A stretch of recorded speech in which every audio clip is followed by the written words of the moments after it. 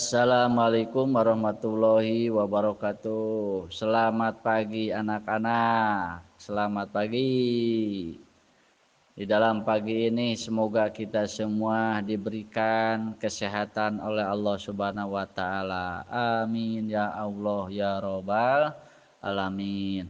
Anak-anakku sekalian, sebelum kita belajar, kita kan kemarin belajar sudah ya, karena kita pulang kembali ke rumah masing-masing dari sekolah ini, kan kita udah kelewat ya pelajaran di waktu sore, di waktu malam, kemudian di pagi hari ini kita bertemu kembali bersama Bapak. Sebelum kita melaksanakan pembelajaran kembali di pagi hari ini, kita akan berdoa terlebih dahulu untuk meminta kepada Allah Subhanahu wa taala. Mudah-mudahan pertama kita supaya disehatkan oleh Allah. Yang kedua, mudah-mudahan Allah tambahkan kembali ilmu kepada kita di dalam pagi hari ini. Dengan demikian, Bapak akan berdoa dan diiringi oleh kalian semua. Bismillahirrahmanirrahim. Rabbi zidni ilman warzuqni fahma waj'alni minas solihin. Ya Allah, tambahkanlah aku ilmu, berilah aku pemahaman, dan jadikanlah aku termasuk orang-orang soleh. Amin ya Allah ya robbal alamin. Kenapa kita membiasakan setiap pagi doa itu? Pertama, kita kan ingin ditambahkan ilmu dari hari ke hari, dari waktu ke waktu. Kemudian kita memohon kepada Allah supaya kita diberikan pemahaman yang sempurna. Kemudian selanjutnya kita meminta kepada Allah, ya Allah jadikanlah aku ini orang yang soleh. Ya Allah jadikanlah aku orang yang soleha. Amin ya Allah ya robbal alamin. Anak-anakku sekalian, di dalam pagi ini mungkin kalian sudah pernah mendengar. Kenapa sudah pernah mendengar? Karena di dalam pagi ini Bapak akan menjelaskan tentang surah Al-Asr. Karena pas bab di dalam pagi ini itu tentang surah Al-Asr ya. Mudah-mudahan kita semua dapat memahami dan paham apa yang akan disampaikan oleh Bapak kepada kalian semua. Poin yang pertama yaitu membaca dan mengamati surah Al-Asr. Pendek gampang lah. Mudah-mudahan kita semua hafal semuanya yang ada di ruangan ini. Bapak akan bacakan terlebih dahulu ya. A'udzu billahi minasyaitonir rajim. Bismillahirrahmanirrahim. Wal 'ashri innal insana lafi khusr illal ladzina amanu wa 'amilus solihati wa tawassaw bil haqqi wa tawassaw bis sabr. Mudah-mudahan kalian juga bisa hafal tentang surah Al-Asr ini. Poin yang kedua yaitu menerjemahkan surah Al-Asr. Bapak yang akan Bapak terjemahkan dalam kesempatan ini yaitu arti kata daripada surah Al-Asr. Kenapa harus arti kata? Sebab kita harus memahami daripada perkalimah daripada surah Al-Asr ini. Bapak akan bacakan terlebih dahulu ya. Nanti kalian harus hafal. Dan setelah udah pembelajaran, kalian bisa hafalkan kembali arti kata yang Bapak sampaikan kepada kalian.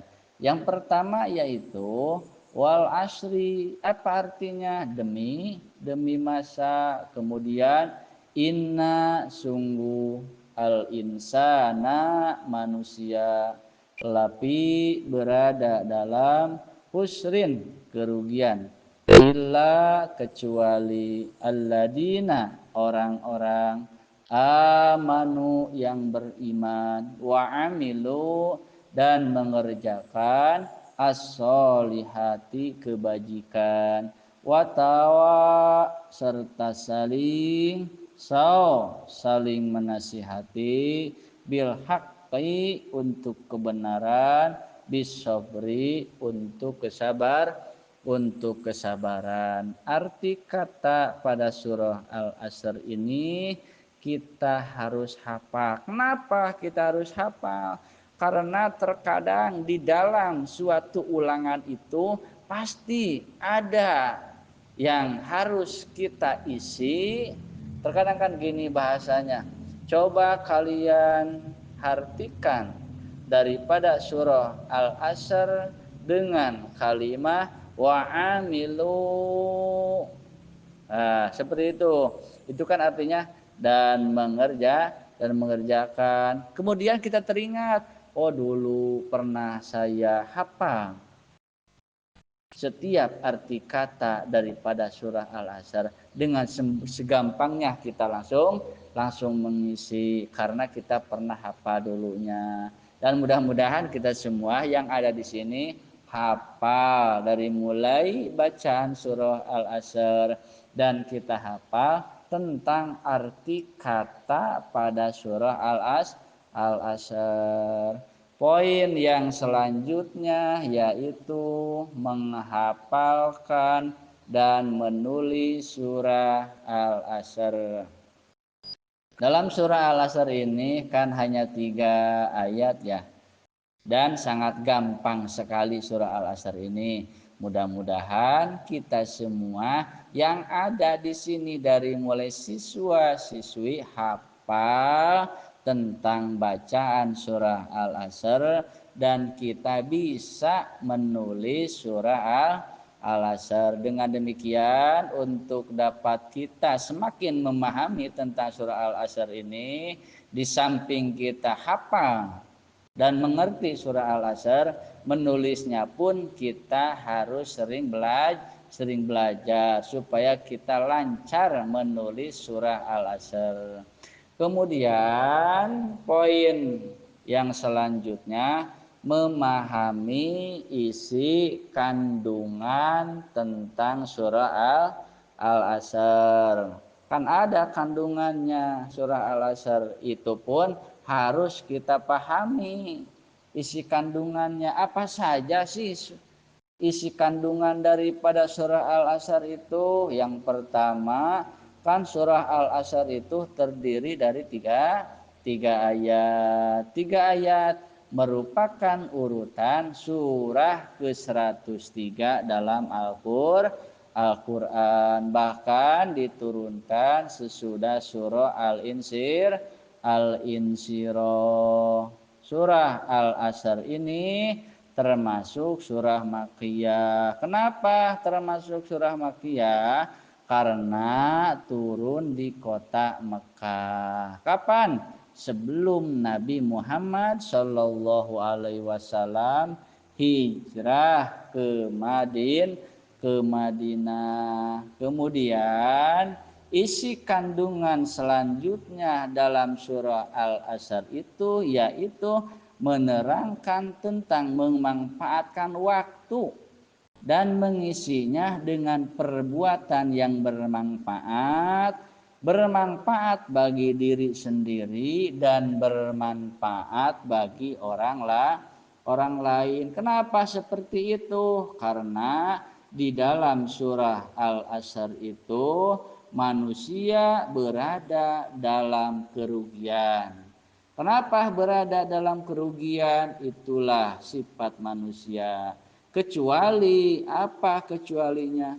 Kecuali manusia yang beriman hatinya dan mengerjakan amal-amal yang soleh, menunaikan dan meninggalkan semua yang diharamkan oleh Allah Subhanahu wa Ta'ala, tabah menghadapi musibah dan malapetaka, serta gangguan yang menyakitkan dari orang-orang yang ia perintah melakukan kebajikan dan ia larang melakukan kemungkaran.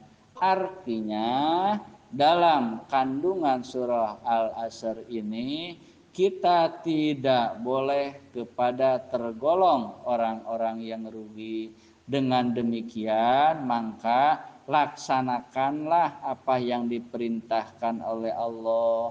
Dari mulai perintah melaksanakan sholat, itu kan diperintah oleh Allah sholat. Jangan pernah kita meninggalkan apa yang telah diperintahkan oleh Allah. Salah satunya yaitu meninggalkan sholat yang lima waktu.